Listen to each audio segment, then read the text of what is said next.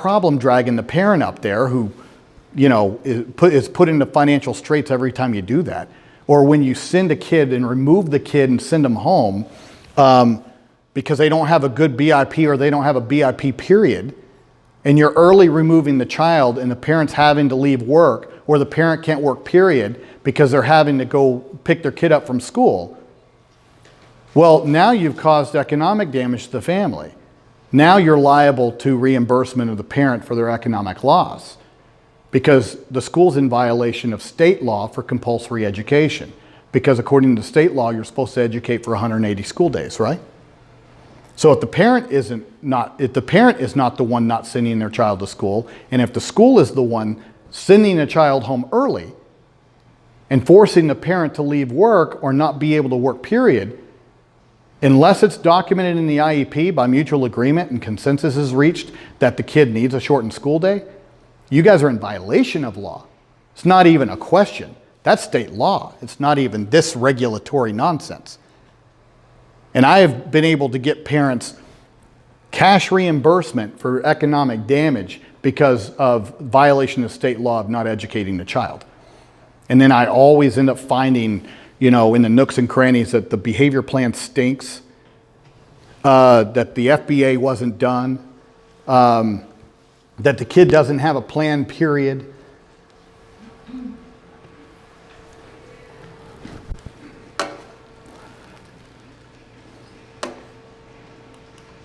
Okay, so back to this real quick. And okay, so this is the evaluation sheet that we actually use in Alabama. And guys, we have other over here. If it doesn't fit into one of these boxes, it's not an exhaustive list. Okay.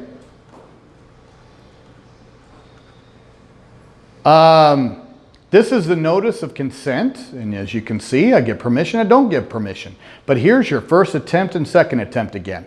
Keep that in mind. Okay, this is a prior written notice. Guys, I always recommend you want to keep yourself out of trouble on a prior written notice. They'll say you're wanting to make a change.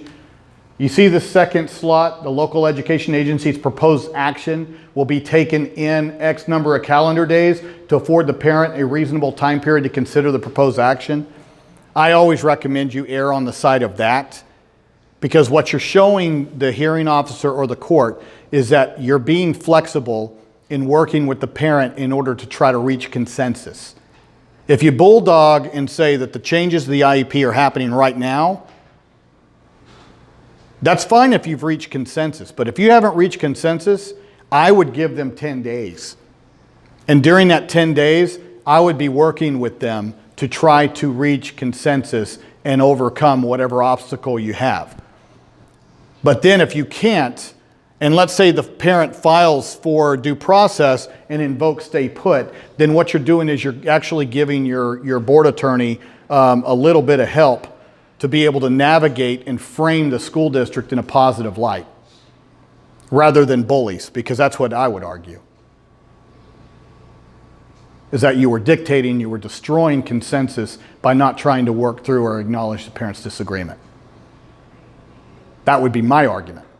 So if you give me 10 days, I may invoke stay put, but then that gives the board attorney time not to make you guys into ogres, try to give you some humanity, which is difficult sometimes for them. And then give everybody time to sit there and understand why there was that change.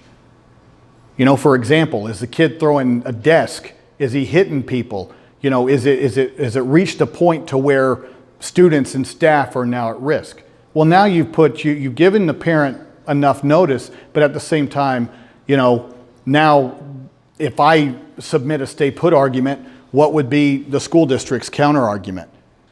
That it's not about stay put, it's about safety. That's a different argument. But if you bulldog too early, then guys, you're setting yourself up for more headaches than you want, quite frankly. On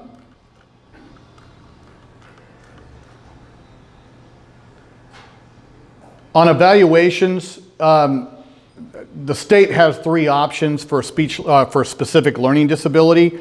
I know a lot of schools still use the discrepancy standard. I see more schools reaching into the patterns of strengths and weaknesses. But we started a case where they used the patterns of strengths and weaknesses and did not find the kid eligible. But yet, according to the discrepancy standard, the kid had an 18 discrepancy between his IQ and achievement, and they did not find him eligible. And on the 4 rating scales filled out by school staff, the kid was off the charts, extreme in all areas. But yet, under patterns of strengths and weaknesses, they didn't see it. It wasn't. Oh yeah, they put in there it was inconclusive. But yet they didn't find him eligible under their inconclusive pattern of strengths and weaknesses, and they still found the kid ineligible.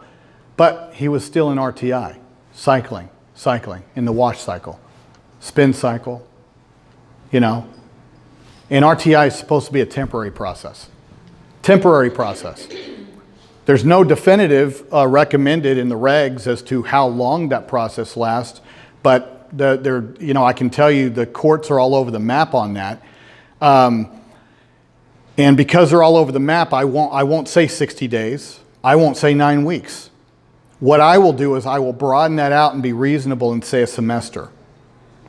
That's about where I peg RTI, to where a school can go through all 3 tiers of intervention and exhaust those before they move the kid on for eligibility consideration. And understand that that's all you're doing, is eligibility consideration. It's not a determiner, it's a consideration.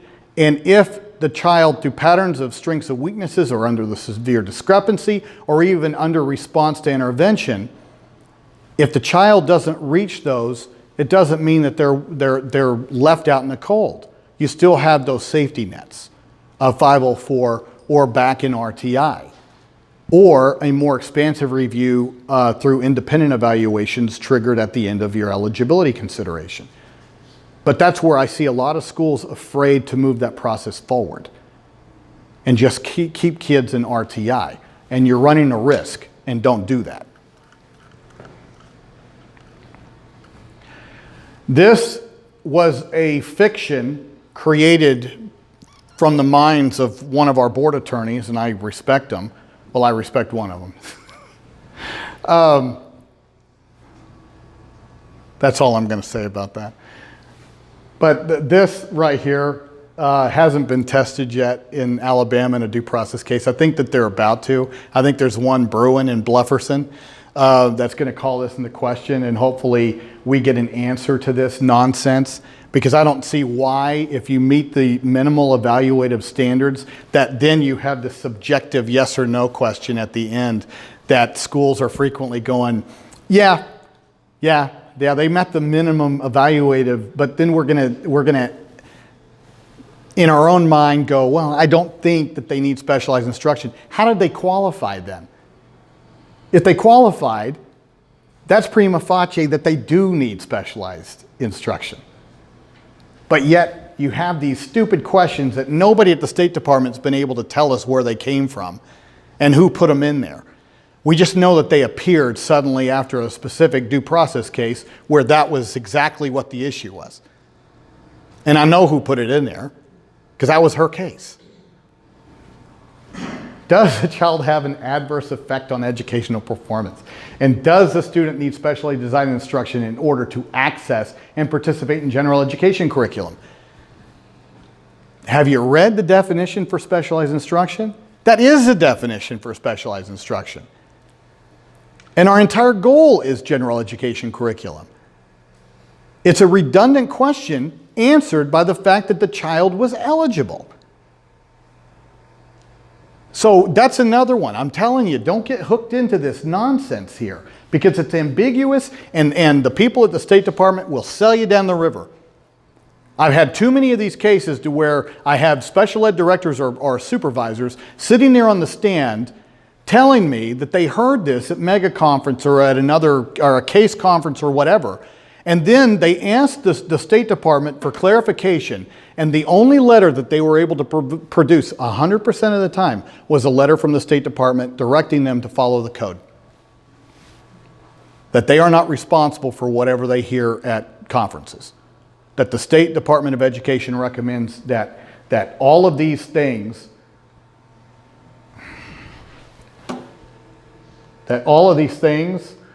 down here, where are the reference points?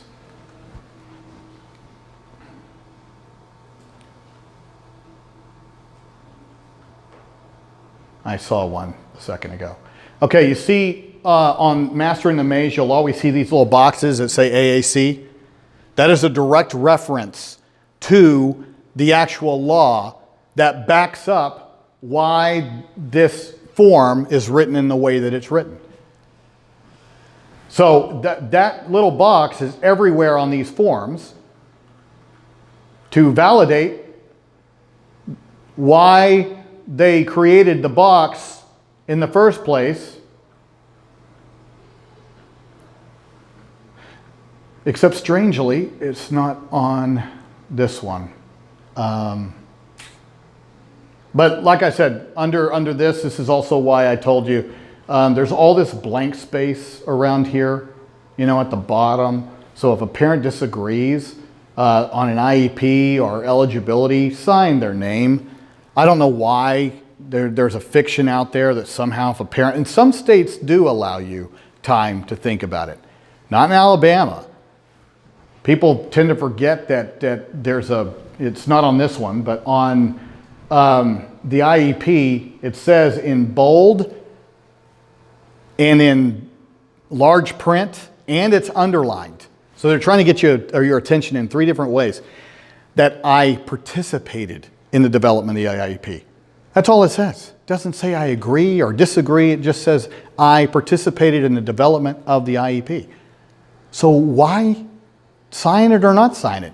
I always tell my clients, always sign. You don't want to allow them to frame you in a negative way by walking out of the meeting or leaving early or not signing.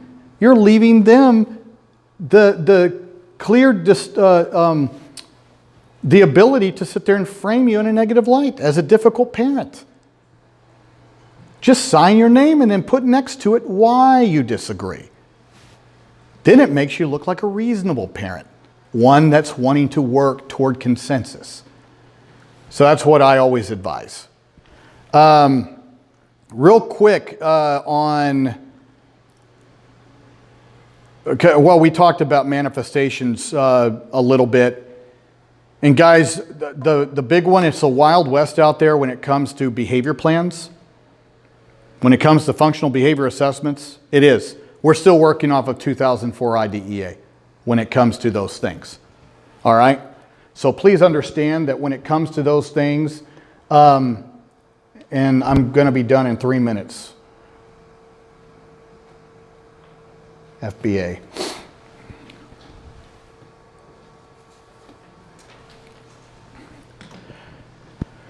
When it comes to these things, this is a functional behavior assessment form from the state. It's blah. It's boring. It's real easy for me to sit there and attack that. Why? Well, because we're still living off 2004 IDEA. And we've made so many advances, peer-reviewed and scientifically based in behavior, in our knowledge of behavior and the functions of behavior since 2004. But unfortunately, the law hasn't caught up with that yet. So what the minimal requirements are for a school system when it comes to behavior plans and FBAs are so incredibly low. And it's just like the Wild West out there. And I see that I'm going to be done in 2 minutes. So that's what you got to be concerned about.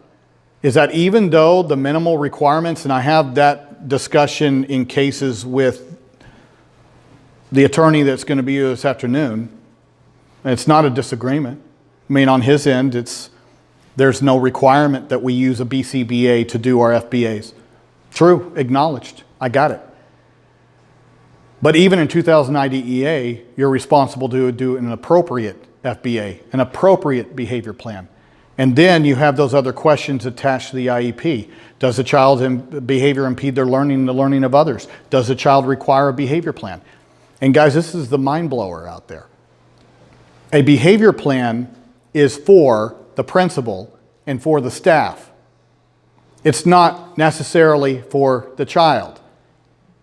The behavior goals and the behavioral services are for the child. The behavior plan is a formal acknowledgement by the district that the child cannot follow the student code of conduct as designed. That's why it's called a behavior plan. It's a modification of those expectations and those requirements. But I have too many schools that will design a BS behavior plan and put in punitive measures to punish children. And my thing is, I even have behavior plans that I read that says that the student will follow the student code of conduct. I hate to break it to you, that's not even a behavior plan. Because the student cannot follow the student code of conduct as designed. That's what the plan is, and it's an acknowledgement of that. But what I also don't see is I don't see schools, or they try to put the goals inside the behavior plan, and that's not where goals go. Goals go in the IEP. The behavior plan is supposed to be a temporary acknowledgement of protection so that the IEP team and the staff is given time to work with the child on their goals and skill acquisition. They have to work together. That's how behavior works. The staff needs time for skill acquisition and behavior reduction, while the behavior plan provides them a cushion from punitive measures against them. And then, of course, I'm going to go ahead and say this, and I say this to parents all the time. A principal at a school has 10 days. He or she doesn't need to provide a reason. They don't need to provide an excuse. Nothing. They get 10 days to where they can suspend that child for any reason. No consequence. 10 days. After that, it's, the law considers it a potential change in placement. There needs to be a manifestation meeting. And so you get 10 days over the course of the entire school year. I've seen some principals burn those in the first 9 weeks. Not smart, because then you have to have manifestation meetings the whole time. And of course, when I start seeing patterns of removals from a class environment, I'm automatically thinking, what's wrong with the BIP? Always what I'm thinking. Something's not going on with this BIP. I don't let it get to 10. 3 or 4 tells me all I need. So schools, in order to insulate themselves and protect themselves, should be, after 1 or 2 suspensions, be opening up that mechanism for an immediate FBA and changes to that behavior plan. And they better be instituted with some data collection inside the child's optimal learning environment, and that could be the general education setting, before you start reaching into a more restrictive setting. Because at that point, you're able, through data collection, to show and to show exhaustion, that we've tried to have an optimal environment for this kid, but we can't achieve it. And that's why I always recommend finding competent behavior analysts to get involved. They are worth their weight in gold if you find the right one. The learning tree is not the right source to get anything from. I'm just putting it out there. It may be free to the school districts, but that's the operative word, isn't it? It's free to the school districts. And they just don't provide good services. Not what you guys need. And believe me, if there's ever a due process case, they're not going to back you up. And their one page, I was there for 30 minutes doing an ABLES over the course of a school year because I only had 30 minutes a month to work with the kid. The school system has to pay the fees, and the school system absorbs the corrective action. Just always keep that in mind. But there's some good, competent behavior analysts. And if you employ your own behavior analysts in-house, then make sure that you do not overload them.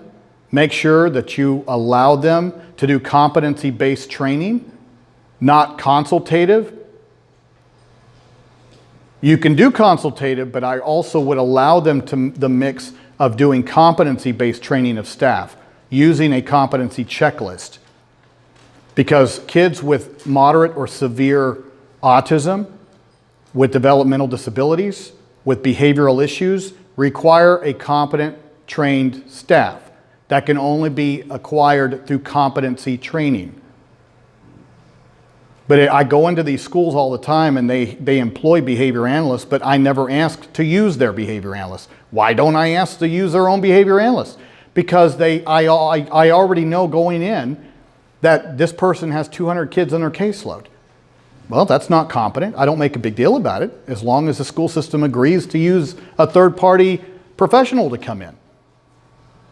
I never question how they're using your behavior analyst, but I'm just telling you that if you want me to use yours, then make sure you're using them in both capacities, both as a consult for your school district, but then also available to serve the child individually as a competency-based trainer.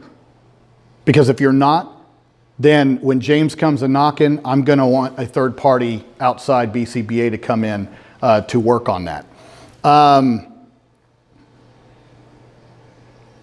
I think I covered everything.